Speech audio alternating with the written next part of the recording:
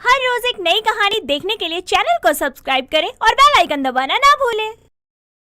संजय की शादी हो चुकी थी, वो भी एक निया नाम की लड़की से, जिसके घर वालों ने शादी में अपनी बेटी के दहेज में अपने दामाद को गाड़ी दी थी। शादी के अगले ही दिन संजय सुबह सुबह तैयार होकर घर से निकलने ही वाला होता है कि तभी उसकी माँ निर्मला उसे रोकते हुए बोलती है, ओए नालायक, कहाँ जा रहा है? वो माँ, मैं गाड़ी लेकर चक्कर मारने जा रहा हूँ। आपके बेटे को दहेज में गाड़ी जो मिली है चलाने तो दो। जिसके चक्कर में मिली है उसको मत बैठाइयो पहले। अरे नालायक, बहू को तो आने दे, उसको भी ले जाइयो चक्कर लगाने। अरे माँ, मैं घूमने थोड़ी जा रहा हूँ, बस एक चक्कर लगा के देखना चाहता हूँ कैसी चल रही है। संजय निकलता गाड़ी लेकर उससे पहले ही निया कमरे से तैयार होकर नीचे आती है और नीचे आते ही पहले अपनी सास के पैर छूती है, जिसके बाद वो संजय को ऐसे तैयार देखकर बोलती है, आप कहीं जा रहे हैं क्या? ऑफिस तो नहीं जा रहे, लेकिन शादी के दूसरे दिन ही ऑफिस। आपने छुट्टियां नहीं ली थी क्या? अरे बाबा, मुझे बोलने तो दो, मैं कहीं जा थोड़ी ना रहा हूँ। मैं बस अपनी नई गाड़ी में एक चक्कर लगाने जा रहा हूँ मोहल्ले का। अच्छा, दहेज की गाड़ी में जो मेरे पापा ने दी है?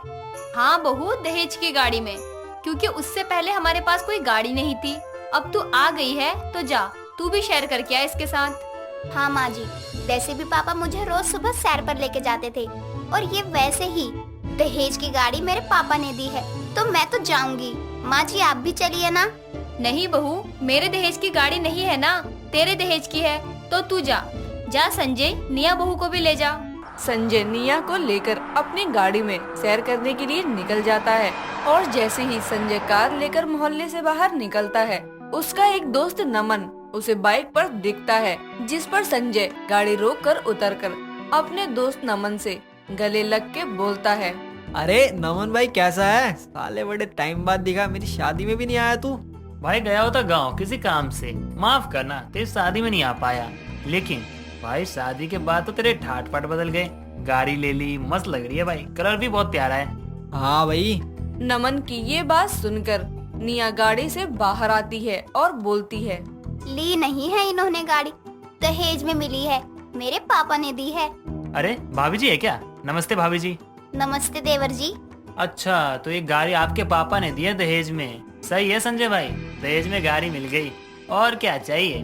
मुझे तो बाइक दे रहे थे दहेज में, मैंने ली ही नहीं, मैंने कहा खुद ही ले लूंगा।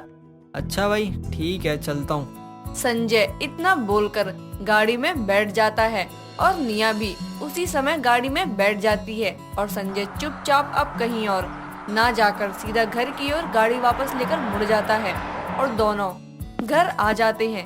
10 मिनट में ही अपने बेटे बहू को वापस आता देखकर निर्मला बोलती है, अरे बहू, बड़ी जल्दी आ गए। हाँ माँ, मेरा मन नहीं था कहीं जाने का। अच्छा, मैं अपने कमरे में जा रहा हूँ, नाश्ता बन जाए तो मुझे बुला लेना। संजय अपने कमरे में चला जाता है, जिसके बाद निर्मला निया से बोलती है, निया बहू, अब तू आ ही गई है तो ऐसा कर, आज अपनी पहली रसोई की रस्म कर ले, कुछ मीठा बना ले नाश्ते के लिए, बाकी का नाश्ता मैं बना दूंगी। नहीं माँ जी, मैं सारा खाना बना लूंगी, आप चिंता मत करो। इतना बोलकर निया रसोई में जाकर अपनी पहली रसोई के लिए खाना बनाने लगती है। तभी उसके फोन पर उसकी माँ का कॉल आता है। निया कॉल पिक करके कहती है, माँ कैसी हो? पापा कैसे हैं? ठीक तो है ना वो? मैंने कहा था ना आप दोनों को इतना मत करो, लेकिन आप भी ना। अब मुझे पता ही है पापा इतनी टेंशन में हैं। अब पापा का ध्यान रखना, मैं यहाँ ठीक हूँ। अच्छा, मैं रखती हूँ।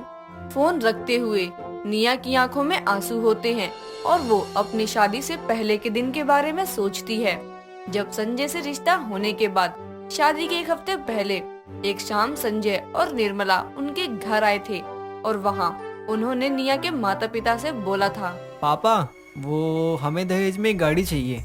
देखिए, हमने अभी तक कोई डिमांड नहीं की है, बस एक गाड़ी दे दीजिए। आप तो जानते ही हैं कि आजकल गाड़ी कितनी ज़्यादा ज़रूरी हो गई है, बस इसलिए।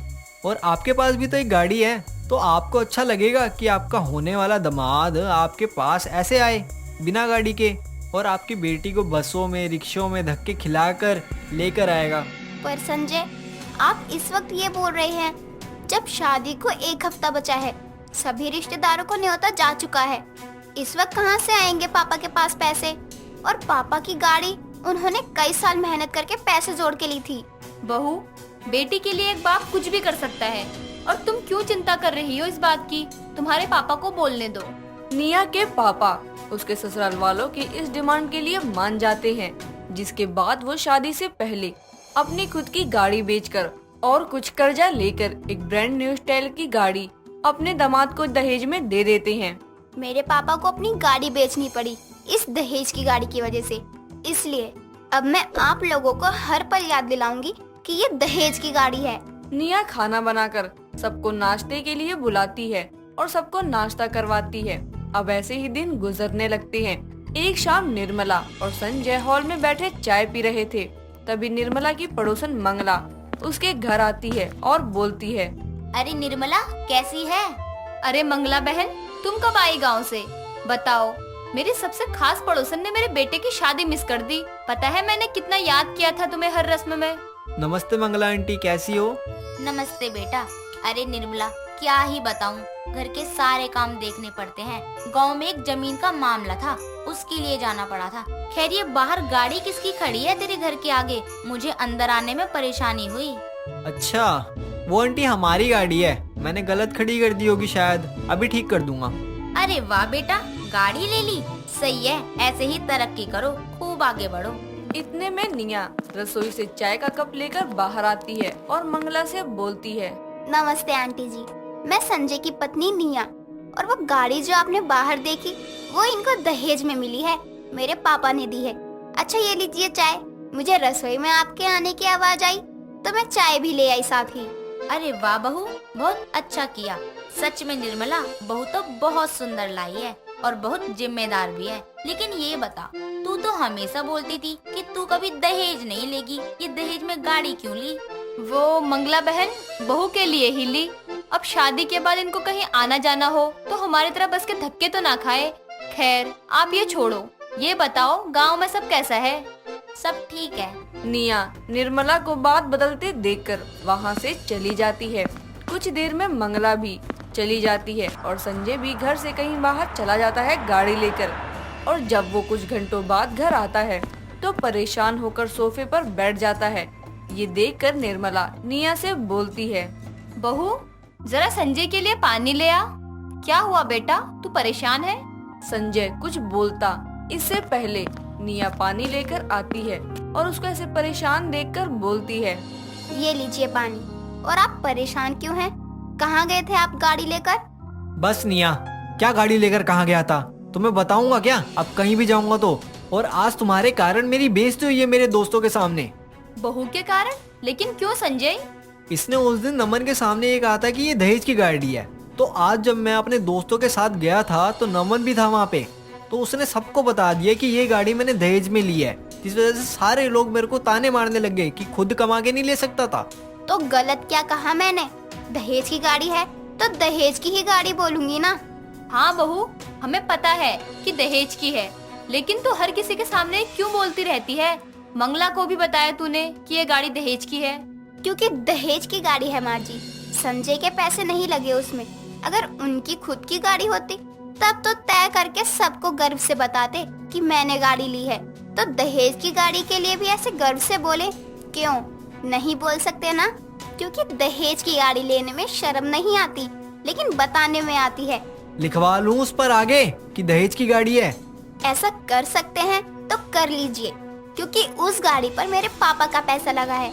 एक लड़की के बाप से शादी के एक हफ्ते पहले ऐसी डिमांड करने का मतलब होता है कि उनको ना तो इधर का छोड़ो ना उधर का।